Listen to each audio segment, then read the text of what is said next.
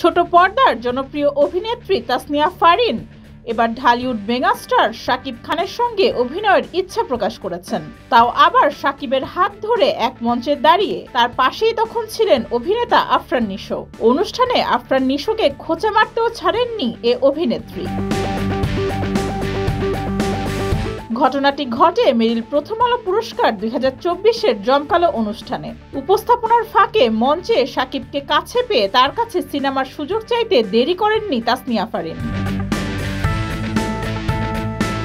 এর সময় শাকিবের কাছাকাছি ঘেঁষে তার হাত ধরে ফারিন বলেন, ভাইয়া আপনি অনেক সিনেমা করেছেন, আমারও একটা সিনেমা আসছে সামনে, প্লিজ আপনার নেক্সট সিনেমায় কি আমি অডিশন দিতে পারি?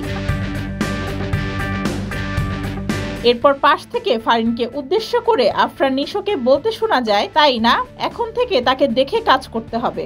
সঙ্গে সঙ্গে নিশোকে এর জবাবে ফারিন বলেন, ওমা, শাকিব খানের সঙ্গে সবারই কাজের স্বপ্ন থাকে, তোমার সাথে কাজ করা কি কারো স্বপ্ন থাকে?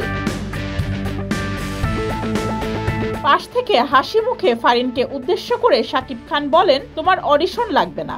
ফারিন ও নিশোর এই মুহূর্তটি সামাজিক যোগাযোগ মাধ্যমে বেশ ভাইরাল হয়েছে। এবার মেরিল প্রথম আলো পুরস্কারে তারকা জরিপে সেরা চলচ্চিত্র অভিনেতার পুরস্কার পেয়েছেন শাকিব খান। রায়হান রাফি পরিচালিত তুফান চলচ্চিত্রে অভিনয়ের জন্য এই পুরস্কার পান তিনি। এর আগে বাংলা চলচ্চিত্রে অভিনয়ের রজত জয়ন্তী উপলক্ষে শাকিব খানকে বিশেষ সম্মাননা দেওয়া হয়। ডেস্ক রিপোর্ট, যুগের চিন্তা।